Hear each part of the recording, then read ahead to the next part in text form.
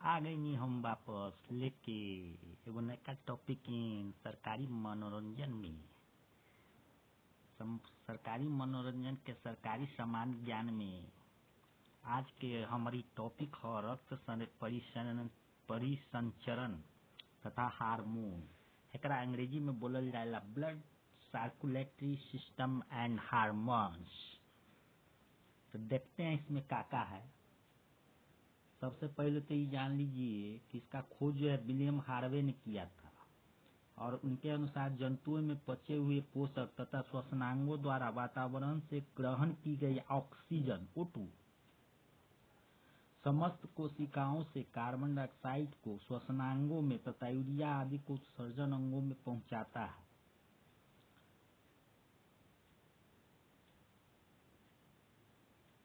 मानव शरीर के विभिन्न कोशिकाओं के बीच रासायनिक आदान प्रदान भी इसी परिसंचरण तंत्र के द्वारा होती है। अब देखते हैं कि परिसंचरण तंत्र के दो भाग में बांटल गेल है। पहिलका है रुधिर परिसंचरण तंत्र ब्लड वास्कुलर सिस्टम और दूसरका है लसिका तंत्र लिम्फेटिक सिस्टम। देख लेते हैं क्या है रुधिर वाहिनियां ब्लड वेसल्स। और ये जो है तीन प्रकार में है, तीन पार्ट में है। पहला है धमनी जिसको आर्टरीज कहते हैं। ये रुधिर वाहिनियां जो रुधिर को हृदय से अंगों की ओर ले जाती है धमनी आर्टरीज कहलाती है। धमनियों की अंतिम महीन शाखाएं धमनिका कहलाती है। धमनियों में रुधिर अधिक दाब से अधिक गति से बहता है। सेकेंड शिराएं वेंस। लघु शिराएं आपस में मिलकर शिराएं बनाती है। रुधिर को ऊतकों से लेकर हृदय की ओर ले जाती है। इसका कार्य रुधिर को एकत्रित करना है। तो शिरा का काम क्या है? रुधिर को एकत्रित करना। और तीसरा है लघु शिरा जिसको वेन्यूल कहते हैं। अंग्रेजी में क्या बोला जाता है इसको? वेन्यूल। रुधिर कोशिकाएं ऊतक के भीतर ही पुनः आपस में जुड़ी रहती है। फिर कुछ बड़ी वाहिनियों का निर्माण करती है। इन्हें लघु शिरा कहते हैं। लघु शिराओं द्वारा ही रुधिर वापसी की क्रिया प्रारंभ होती है। अब हम लोग देखते हैं ब्लड वास्कुलर सिस्टम रुधिर परिसंचरण तंत्र। इसका जो चार भाग आते हैं, इसके अंतर्गत चार भाग होते हैं। पहला हृदय हार्ट, दूसरा धमनियां आर्टरीज, तीसरा शिराएं वेन्स और चौथा रुधिर ब्लड। तो शुरुआत करते हैं हम लोग हार्ट से। यह एक तरह का पंप है जो ऊतकों से रुधिर ब्लड ग्रहण करता है।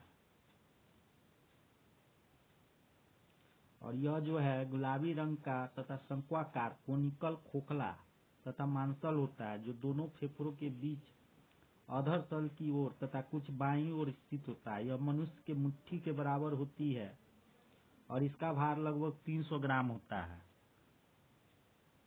हृदय त्रिकोणाकार रचना होती है। यह हृदयावरण पेरिकार्डियम नामक थैली में सुरक्षित रहता है।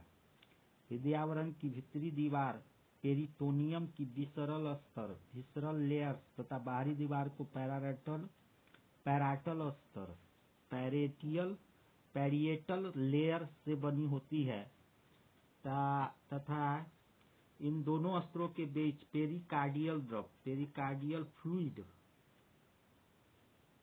भरा रहता है जो हृदय को बाहरी आघातों से रक्षा करता है। मानव के शरीर में हृदय में चार कोष्ठक चैम्बर्स होते हैं जो हृदय के अगले भाग में एक दायां आलिंद राइट ऑरिकल एवं बायां आलिंद लेफ्ट ऑरिकल तथा हृदय के पिछले भाग में एक दायां निलय राइट वेंट्रिकल एवं बायां निलय लेफ्ट वेंट्रिकल होते हैं। अब तनका हृदय का गतिविधि के बारे में जानकारी ले लेते हैं। हृदय कैसे काम करता है, वर्किंग ऑफ ए हार्ट। हृदय की पंपिंग क्रिया उसकी पेशी युक्त भित्तियों के संकुचन पर निर्भर करती है। आलिंद तथा निलय का बारी बारी से संकुचन अल्टरनेट कंट्रैक्शन सिस्टोल तथा शिथिलन रिलैक्सेशन डायस्टोल कार्य चलता रहता है। शीतलन और क्या इसका नाम है, संकुचन और शिथिलन। तो संकुचन का नाम हो गया अंग्रेजी में अल्टरनेट कंट्रैक्शन सिस्टोल और शिथिलन को बोलेंगे रिलैक्सेशन डायस्टोल, और ये हमेशा चलते रहता है। हृदय में संकुचन तथा शीतलन का कार्य दाएं आलिंद की भीतरी दीवार पर स्थित साइनोऑरिक्यूलर नोड एस्टे नोड द्वारा प्रारंभ होता है। संकुचन द्वारा शरीर के विभिन्न भाग में रक्त परिसंचरण होता है और शीतलन की स्थिति में निलय फैलता है और शरीर से रक्त प्राप्त कर आलिंद को दे देता है। इसी संकुचन एवं शीतलन की स्थिति को धड़कन कहते हैं। एक सामान्य मनुष्य की धड़कन 1 मिनट में 72 बार धड़कता है, जबकि व्यायाम करते समय मनुष्य की धड़कन 1 मिनट में 180 बार धड़कता है। जब मनुष्य की धड़कन की सामान्य रूप से संपन्न नहीं होती है तो हृदय के दाहिने भाग में पेसमेकर लगाया जाता है। हृदय की धड़कन को इलेक्ट्रोकार्डियोग्राम से मापते हैं। तो एक क्वेश्चन यहाँ बन गया कि हृदय के धड़कन को किससे मापते हैं, तो इलेक्ट्रोकार्डियोग्राम, जिसको ईसीजी बोलते हैं, ईसीजी से इसको मापा जाता है। अच्छा, ये थोड़ा ये जो है और इसमें वो इम्पोर्टेंट पॉइंट है, स्टेथोस्कोप जो होता है उसके द्वारा जो है ना हृदय की ध्वनि को सुना जाता है। और हार्ट मर्मर, यह हृदय की समान ध्वनि नहीं है अपितु हृदय में कोई अनियमितता के कारण उत्पन्न होती है, जैसे कंपार्टों का ठीक से कार्य न करना, पेरिकार्डियम तथा हृदय में रगड़ के कारण हार्ट मर्मर होती है। अब थोड़ा इसमें एगो है कि धमनी तथा शिरा में क्या अंतर है। तो एक पॉइंट सब दे ले, धमनी ये रुधिर को हृदय से अंगों की ओर ले जाती है, मतलब कि ब्लड को हृदय से ले जाती है, जबकि शिरा क्या करती है, ये रुधिर अंगों से वापस हृदय में लाती है। तो शिरा क्या करती है, अंग में जो ब्लड सब गेल रहता है उसको भी वापस खींच के क्या करता है, हृदय के पास भेजता है। सेकेंड नंबर पर है कि इनमें रुधिर दबाव के साथ झटके से बहता है, जबकि शिरा में रुधिर धीमी एक समान गति से बहता है। धमनी, इनकी दीवारें मोटी तथा पेशीय होती है, जबकि शिरा की दीवारें पतली तथा लचीली होती हैं। धमनी, इनकी गुहा संकरी होती है, जबकि इनकी गुहा चौड़ी होती है। शिरा की गुहा चौड़ी होती है। धमनी, ये खाली होने पर चिपकती नहीं है, शिरा खाली होने पर चिपकती है। धमनी, इनमें कपाट नहीं पाए जाते हैं, जबकि शिरा में कपाट पाए जाते हैं। धमनी, ये शरीर में गहराई में स्थित होती है, ये शरीर की ऊपरी सतह में स्थित होती है। धमनी जो होती है लाल रंग की होती है, जबकि शिरा गहरे लाल या नीले बैंगनी रंग की होती है। धमनी, पल्मोनरी धमनी को छोड़कर सभी धमनियों में ऑक्सीजन युक्त रुधिर बहता है। शिरा, पल्मोनरी शिरा को छोड़कर सभी शिराओं में ऑक्सीजन रहित रक्त बहता है। तो ये था धमनी तथा शिरा में अंतर। अब हमारी अगली टॉपिक है रुधिर, ब्लड बहुत इम्पोर्टेंट टॉपिक है। ब्लड के बिना मनुष्य का क्या होगा, कुछ नहीं होगा।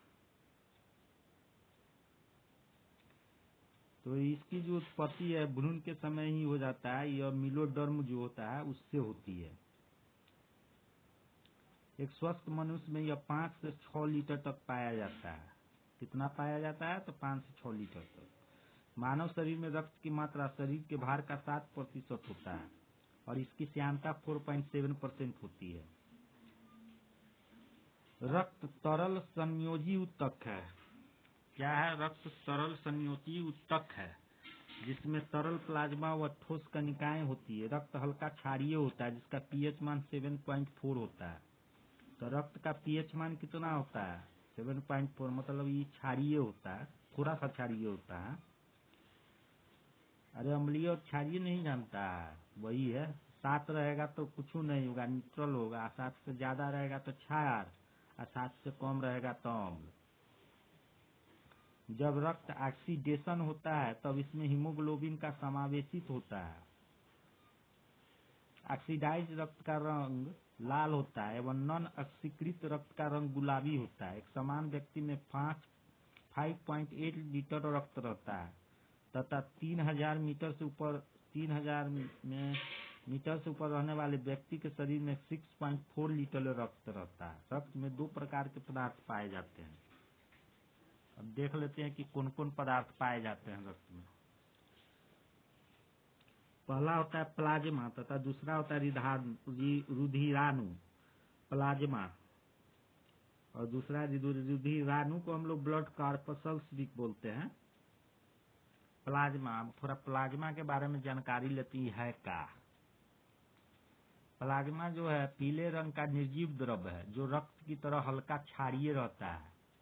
प्लाज्मा पूरे शरीर के 55 से 60% रहता है। सरल भोज्य पदार्थ, ग्लूकोज, एमिनो एसिड, विभिन्न पोषक पदार्थों, आंत एवं यकृत से शरीर के अन्य भागों में परिवहन करता है। इसके साथ साथ यूरिक एसिड एवं अन्य बेकार पदार्थों को ऊतकों से वृक्क में भेजता है। यह प्लाज्मा रक्त के पीएच मान को नियंत्रित करता है। प्लाज्मा क्या करता है? रक्त के पीएच मान को भी नियंत्रित करता है। इसके साथ साथ प्लाज्मा में उपस्थित प्रोटीन एवं फाइब्रिनोजिन रक्त के थक्का जमने में मदद करता है। तो प्लाज्मा में कौन 2 तत्व है जो थक्का बनाने में मदद करता है? तो प्रोटीन और फाइब्रिनोजिन, याद रखना। प्लाज्मा में 90% जल होती है तथा इसमें प्रतिरक्षी पदार्थ जिसको एंटीबॉडीज कहते हैं वो भी पाए जाते हैं। और एंटीबॉडी कहाँ पाया जाता है? तो रक्त के प्लाज्मा में पाया जाता है। करेंट सर्वा होगा। अब हम लोग थोड़ा रुधिराणु, ब्लड कॉर्पसल्स के बारे में जानकारी ले लेते हैं।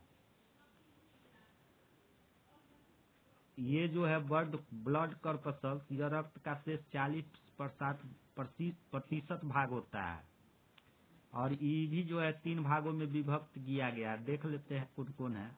पहला है लाल रक्त कणिकाएं, रेड ब्लड कॉर्पसल्स, जिसको आरबीसी बोलते हैं। आरबीसी रुधिराणु का 99% होता है। मतलब 99% जो होता है रक्त में ब्लड कॉर्पसल्स, उसमें लाल रक्त कणिकाएं 99% होता है। ये केवल कशेरुकी प्राणियों में ही पाए जाते हैं। आरबीसी में हीमोग्लोबिन नामक प्रोटीन पाई जाती है। इस हीमोग्लोबिन में लौह पाए जाते हैं। हीमोग्लोबिन एक प्रोटीन है लेकिन इसमें लौह मतलब आयरन भी पाया जाता है। और यह क्या करता है? यह ऑक्सीजन को ग्रहण कर गहरे लाल रंग का ऑक्सी हीमोग्लोबिन नामक अस्थायी यौगिक बनाता है। शरीर में हीमोग्लोबिन की मात्रा की जांच हीमोसाइटोमीटर, याद रखना, हीमोसाइटोमीटर के द्वारा की जाती है। शरीर में हीमोग्लोबिन की मात्रा की जांच किसके द्वारा की जाती है? तो हीमोसाइटोमीटर।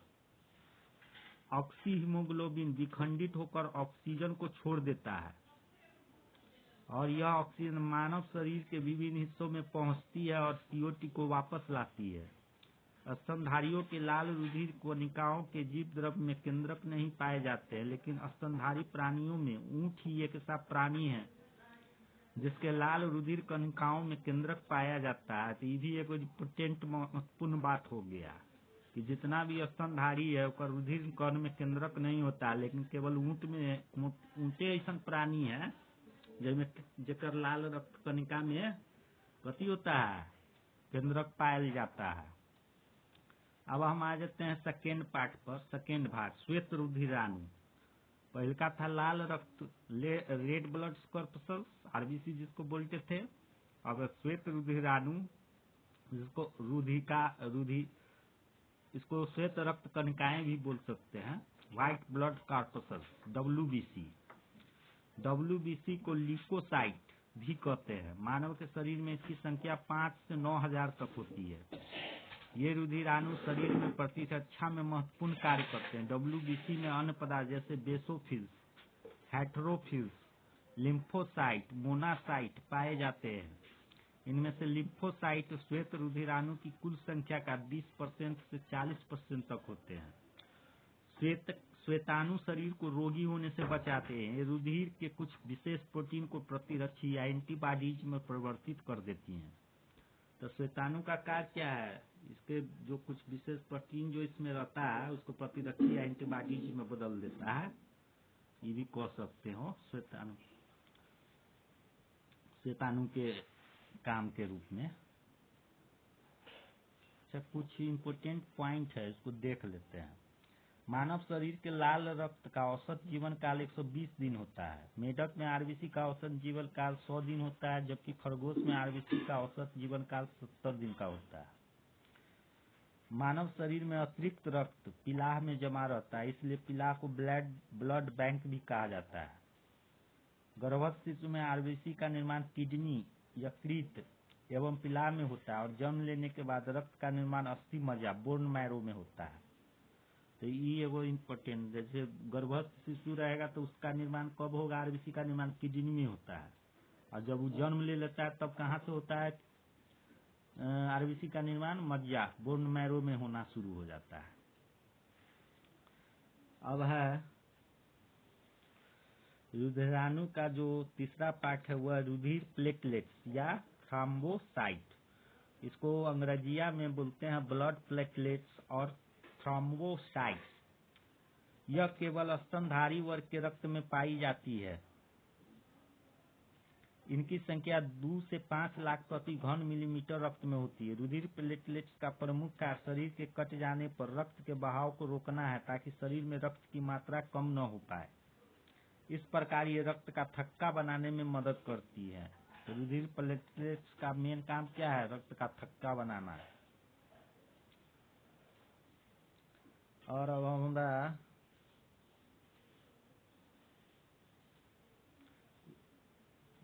ये हो गया, जो 3 पार्ट हो गया, माने ब्लड कर्पसल्स का, लाल रक्त कणिका, श्वेत रुधिराणु और रुधिर प्लेटलेट्स। मतलब जो रक्त का कर्पसल्स है, रुधिराणु है, उसको 3 भाग में बांटा गया है।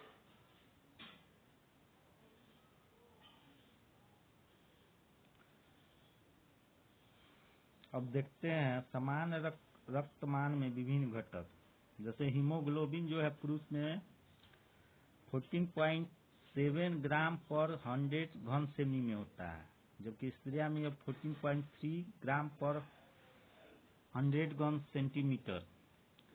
रक्तदाब जो है प्रकुंचन जिसको बोलते हैं सिस्टोलिक, 110 से 130 मिलीमीटर, जबकि अनुशिथिलन जो होता है डायस्टोलिक, वह होता है 60 से 80 मिलीमीटर।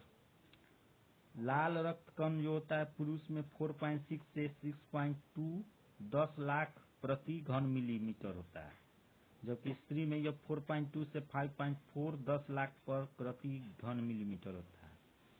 प्रौढ़ों में श्वेत रक्त कणिकाएं बहुरूपी 66%, लसिका कोशिका 26%,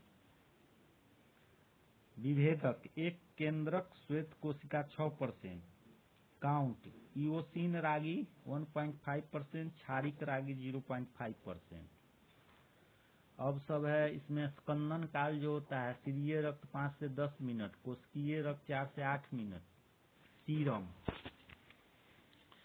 सीरम जो होता है, कुल प्रोटीन जो होता है 6.5 से 8.2 ग्राम पर 100 घन सेंटीमीटर, और जबकि एल्बुमिन जो होता है 4.6 से 6.7 ग्राम पर 100 घन सेंटीमीटर, और ग्लूबोलिन जो होता है 1.2 से 2.3 ग्राम पर 100 घन सेंटीमीटर। ESR जिसको विंट्रोप भी बोलते हैं, पुरुष में 9 मिलीमीटर पर घन सेंटीमीटर, जबकि कोशिकीय रक्त 20 मिलीमीटर पर घन सेंटीमीटर। श्वेत रक्त कणिकाएं काउंट 8000 से 10000 पर घन मिलीमीटर। विषाणु काउंट 2.6 लाख पर घन मिलीमीटर। रक्त स्राव काल जिसको ड्यूक कहते हैं 1.3 मिनट। रक्त ग्लूकोज 70 से 120 मिलीग्राम पर 100 घन सेंटीमीटर। सीरम 0.1 to 0.25 मिलीग्राम पर 100 घन सेंटीमीटर। बिलीरुबिन 142 माने 140 से 200 मिलीग्राम पर 100 घन सेंटीमीटर। कोलेस्ट्रॉल 9 से 11 मिलीग्राम पर 100 घन सेंटीमीटर। ये सब रक्त का कुछ विभिन्न घटक था जिसका विशेषता इस प्रकार से था। अब हमारा अगला टॉपिक है लसिका, जिसको लिम्फ बोलते हैं। जब मनुष्य की कोशिकाओं से पदार्थ जैसे CO2, यूरिया आदि पहले ऊतक द्रव में विस्तृत होते हैं, फिर इस द्रव से रुधिर कोशिकाओं में, यह ऊतक द्रव वाहिनियों में एकत्रित होता है। वाहिनियों में एकत्रित होने के बाद इसे लसिका लिम्फ कहते हैं। लसिका जिस वाहिनी में एकत्रित होता है उसे लसिका वाहिनी लिम्फ वेसल कहते हैं। लसिका हल्के पीले रंग का द्रव है। रुधिर की तरह यह लाल रंग का नहीं होता है क्योंकि इसमें लाल वर्णक हीमोग्लोबिन उपस्थित नहीं होता है। इसका रासायनिक संगठन प्लाज्मा की भांति होता है, जिसमें विशेष प्रकार की श्वेत कोशिकाएं होती हैं जिन्हें लिम्फोसाइट क्या कहते हैं, इसको लिम्फोसाइट कहते हैं, जो संक्रमण से बचाता है। लसिका वसा के परिवहन में भी अपना योगदान देता है। अब हम थोड़ा जान लें कि लसिका और रुधिर में क्या अंतर है, difference between lymph and blood. तो रक्त में है ब्लड, रुधिर का रंग लाल होता है जबकि लसिका का रंग द्रव जो होता है वह रंगहीन होता है। इसमें आरबीसी की संख्या अधिक होती है। ब्लड में आरबीसी की संख्या अधिक होती है जबकि लसिका में आरबीसी की संख्या कम होती है। ब्लड में डब्ल्यूबीसी की संख्या लसिका के हैं जबकि लिम्फ में डब्ल्यूबीसी की संख्या अधिक होती है, अनुपात में कम होता है। ब्लड में फाइब्रिनोजेन की मात्रा अधिक होती है जिससे यह आसानी के साथ थक्का बन जाता है। इसमें फाइब्रिनोजेन, लिम्फ में फाइब्रिनोजेन की मात्रा कम होने पर भी थक्का जमने की शक्ति इसमें निहित होती है। रुधिर वर्ग, ब्लड ग्रुप। रक्त की खोज लैंग स्टीनर ने सन 1902 ईस्वी में किया था और उन्होंने रुधिर को इसकी एंटीजन एंटीबॉडी प्रतिक्रिया के आधार पर 4 समूहों में विभक्त किया है, group A, group B, group AB तथा ग्रुप O। तो ब्लड ग्रुप कितना प्रकार के होगा, 4 प्रकार के होगा, A, B, AB और O। मनुष्य के रुधिर वर्ग, मनुष्य का जो रुधिर वर्ग है इसमें है कि ए का जो एंटीबॉडी होगा वह एंटी बी या स्मॉल बी होगा और एंटीजेन होगा जो ए होगा, खोज करता है इसका कार्ल लैंडस्टीनर है। जबकि बी का एंटीबॉडी एंटी ए और एंटीजेन बी होगा और इसका खोज भी कार्ल लैंडस्टीन होगा। रुधिर ग्रुप जो AB है उसका एंटीबॉडी अनुपस्थित रहता है, मतलब उसका अनुपस्थित है, उसका एंटीबॉडी नहीं होगा, जबकि एंटीजन होगा, AB होगा। इसका भी खोज कार्ल लैंडस्टीन ने किया था। और O का जो एंटीबॉडी होगा वो एंटी AB या AB होगा और इसका एंटीजन अनुपस्थित रहता है, मतलब O में जो है एंटीजन अनुपस्थित रहता है। और इसकी खोज जो है डी कास्टलो एवं स्टर्ली ने किया था। नोट, रुधिर वर्ग AB को सर्वग्राही ब्लड ग्रुप, AB को सर्वग्राही ब्लड ग्रुप माने यूनिवर्सल ब्लड रेसिपिएंट कहते हैं, तथा रुधिर वर्ग O को सर्वदाता ग्रुप, यूनिवर्सल ब्लड डोनर्स कहते हैं। O को क्या करेंगे, सर्वदाता ग्रुप माने डोनर है, AB जो है एक्सेप्टर है, रेसिपिएंटर है, माने वो जो है सभी को दे सकता है, AB जो है सबसे ले सकता है। तो अब हमारा अगली टॉपिक में हम चलते हैं, अगला पार्ट में। अब है कि रक्त परिसंचरण, ब्लड सेक्रेटरी। रक्त ग्रुप हो गया A, प्रतिजन हो गया A, प्रतिरक्षी हो गया B। उसी तरह B ग्रुप का हो गया प्रतिजन B, प्रतिरक्षी A। इसी तरह AB, छोड़ो ये सब। अब हम जानते हैं अगला हमारा टॉपिक है RH फैक्टर, RH कारक या RH फैक्टर। इसका जो खोज है कार्ल लैंडस्टीनर एवं लीनर के द्वारा की गई थी। यह एक प्रकार का प्रतिजन है और इसकी खोज उन्होंने रिसर्च नामक बंदर से की थी। किसके से की थी, जो बंदर से इसको खोजल गया था उसका नाम कथी था, रिसर्च। इसी कारण यह RH फैक्टर कहा जाता है। जिसमें RH फैक्टर पाया जाता है उसे RH प्लस कहते हैं एवं जिस व्यक्ति में अनुपस्थित रहता है उसे RH माइनस कहते हैं। जिस व्यक्ति में RH प्लस पाया जाता है उसे RH माइनस नहीं दिया जा सकता। अगर RH प्लस वाले को RH माइनस दिया गया तो उसका प्रभाव सूक्ष्म होगा, लेकिन यदि दोबारा दिया गया तो उस व्यक्ति की मृत्यु तत्काल हो जाएगी। इसलिए रक्त देने से पहले RH फैक्टर की जांच की जाती है। देखो कितना इम्पोर्टेंट चीज है RH फैक्टर। ये जो ब्लड जो चढ़ाया जाता है वो ऐसे ही नहीं चढ़ाया जाता है, उसका पूरा जांच पड़ताल करने के बाद चढ़ाया जाता है किसी भी व्यक्ति को।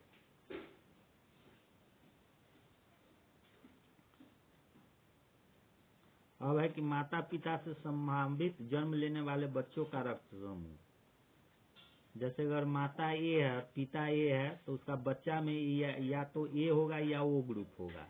उसी तरह अगर माता ए और पिता बी है तो उसका बच्चा का रक्त ग्रुप ए हो सकता है, बी हो सकता है, ए बी हो सकता है, ओ हो सकता है। ओ होगा तो यूनिवर्सल चाइल्ड कहलाएगा। अगर माता का ए है और पिता का ए बी है तो बच्चा में ए बी और ए बी तीनों हो सकता है। उसी तरह अगर माता ए है और पिता ओ है तो बच्चा ए और ओ हो सकता है। अगर माता बी है और पिता ओ है तो बी और ओ हो सकता है बच्चा में। अगर माता बी और पिता ए बी है तो बच्चा बी ए और ए बी तीनों हो सकता है। अगर माता भी ए बी है और पिता भी ए बी है तो बच्चा ए बी और ए बी तीनों हो सकता है। अगर माता ए बी और पिता ओ है तो बच्चा केवल ए और बी होगा। अगर दोनों माता पिता हो है तो बचवा केवल ओ ए ग्रुप वाला होगा। सामान्य व्यक्ति में निम्न रक्तदाब ब्लड प्रेशर होते हैं। सिस्टोलिक 110 से 130 मिलीलीटर और डायस्टोलिक होता है 70 से 80 मिलीमीटर। रक्तदाब को स्फिग्नोमैनोमीटर से मापा जाता है। किससे मापा जाता है? स्फिग्नोमैनोमीटर से। अब मानव ग्रंथियां, ह्यूमन ग्लैंड जिसको हार्मोन सब का प्रयोग स्टर्लिंग ने 1906 ईस्वी में किया था। हार्मोन एक विशिष्ट यौगिक होता है जो अंतःस्रावी ग्रंथियों द्वारा स्रावित होता है। हार्मोन शब्द ग्रीक भाषा GR हॉर्मैन का अर्थ होता है टू स्टिमुलेट और एक्साइट से लिया गया है, जिसका अर्थ है उत्प्रेरित करने वाला पदार्थ। यह मुख्यतः अमीनो अम्ल एमिनो एसिड, कैटोकोलोमिन्स, स्टेरॉइड्स एवं प्रोटीन होते हैं। मतलब ये चारों प्रकार हो सकता है हार्मोन में। जबकि ग्रंथियां जो होता है ह्यूमन ग्लैंड जिससे हार्मोन निकलता है, ग्लैंड को बोलते हैं, वो 3 प्रकार की होती है। ग्रंथियां कितने प्रकार की होगी? 3 प्रकार की। तो पहला है बहिस्रावी ग्रंथियां, एक्सोक्राइन ग्लैंड। ये सभी ग्रंथियां जिसमें एक नलिका या वाहिनी होती है तो इनका स्राव शरीर के अंग या सतह पर पहुंचाया जाता है, उन्हें नलका युक्त डक्ट ग्लैंड्स या बहिस्रावी ग्रंथियां कहते हैं। उदाहरण दूध ग्रंथि, स्वेद ग्रंथि, अश्रु ग्रंथि। उसी तरह हो गया मिश्रित ग्रंथियां, मिक्स्ड ग्लैंड। कुछ ग्रंथियां जो बाह्य स्रावी एवं अंतःस्रावी दोनों प्रकार की होती है को मिश्रित ग्रंथियां कहते हैं। उदाहरण के लिए अग्नाशय, पैंक्रियाज। और तीसरा है अंतःस्रावी, इंडोक्राइन सिस्टम।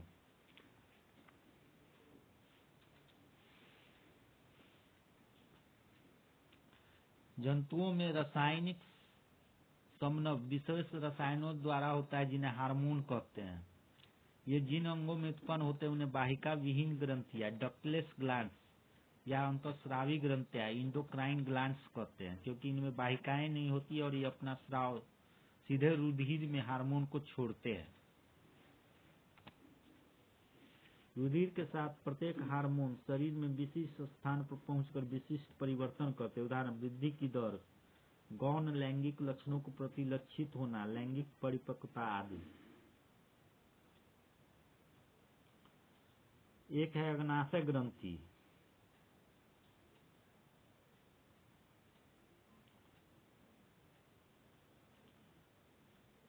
पैनक्रियाज ग्लैंड, जिसको अंग्रेजी में बोलेंगे पैनक्रियाज ग्लैंड, हिंदी में अग्नाशय ग्रंथि। यह ग्रंथि डिडीनम के मध्य में पाई जाती है। इसमें अग्नाशय रस पैनक्रियाटिक जूस बनता है। अग्नाशय रस पाचन क्रिया में महत्वपूर्ण भूमिका निभाती है। इसके अतिरिक्त इसमें आइलेट्स ऑफ लैंगरहैंस भी पाए जाते हैं, जिसकी बीटा कोशिकाएं इंसुलिन हार्मोन का स्राव करती है। इस इंसुलिन की कमी से मधुमेह रोग, डायबिटिक डिजीज भी हो जाता है।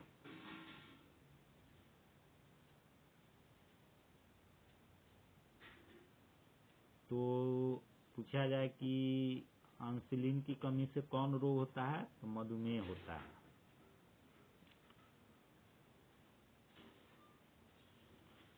सेकेंड, थायराइड ग्रंथि, थायराइड ग्लैंड। जब थायराइड हार्मोन थायरोक्सिन हार्मोन स्रावित करती है, यह जो ग्रंथि है वो क्या स्रावित करती है, थायरोक्सिन हार्मोन स्रावित करती है। ये आयोडीन युक्त हार्मोन टायरोसिन नामक अमीनो अम्ल का व्युत्पन्न है। इसी हार्मोन की कमी से हृदय की गति धीमी, शरीर सुस्त, मस्तिष्क दुर्बल हो जाता है। कभी कभी यह ग्रंथि गर्दन पर झींगे का रूप धारण कर लेती है। इस हार्मोन की अधिक मात्रा होने पर स्वभाव में चिड़चिड़ापन, घबराहट तथा आंखें बड़ी होकर बाहर निकलती सी प्रतीत होती है। और तीसरा है पैराथायराइड ग्रंथि, पैराथायरॉयड ग्लैंड। इस ग्रंथि से पैराथार्मोन हार्मोन की उत्पत्ति होती है। इस हार्मोन की कमी से दांतों के निर्माण के लिए कैल्शियम तथा फास्फोरस का अभाव हो जाता है एवं इसकी अधिकता होने पर अस्थियां कोमल तथा टेढ़ी हो जाती है। माने कमी से क्या होगा, इस हार्मोन की कमी से दांत के निर्माण के लिए कैल्शियम तथा फास्फोरस का अभाव हो जाएगा। और ज्यादा हो जाएगा तो क्या होगा, अस्थि जो है कोमल हो जाएगा, मुलायम हो जाएगा और टेढ़ा हो जाएगा। चौथा, अधिवृक्क ग्रंथि, एड्रेनल ग्लैंड। इस ग्रंथि का बाहरी भाग कार्टेक्स तथा भीतरी भाग मोड्यूला में कहलाता है। कार्टेक्स भाग में निर्मित कार्टिन हार्मोन, कौन हार्मोन, कार्टिन हार्मोन की कमी के कारण भूख कम हो जाती है तथा गठिया रोग हो जाता है। इस हार्मोन की अधिकता से कभी कभी जंतु का लिंग भी बदल जाता है। मेडुला भाग में निर्मित एड्रोनेलिन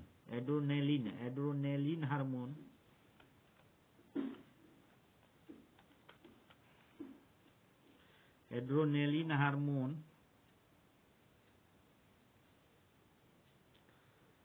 हृदय तथा रुधिर वाहिनियों में रुधिर दाब का नियंत्रण करता है। क्या करता है, कंट्रोल ऑफ ब्लड प्रेशर।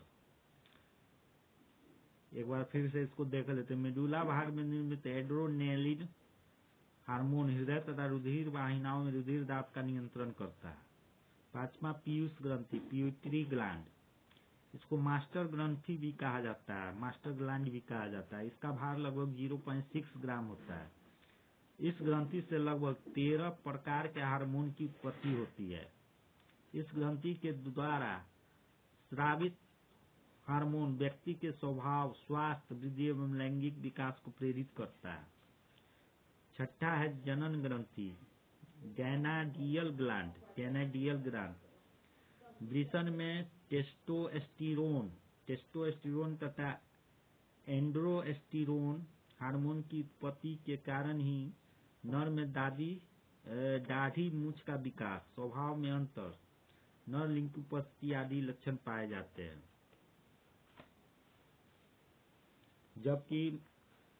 जबकि फीमेल महिलाओं में अंडाशयों ओवरीज द्वारा स्रावित एस्ट्रोजन हार्मोन के कारण स्त्री में मासिक चक्र, मेंस्ट्रुअल साइकिल तथा स्तन ग्रंथियों के विकास में सहायता प्रदान करता है। अंडाशयों में ही प्रोजेस्टेरोन नामक हार्मोन की उत्पत्ति के कारण स्तनों की वृद्धि, गर्भाशय की रचना आदि का विकास होता है। तो आज का जो है रक्त परिसंचरण तंत्र यहीं पर समाप्त होता है।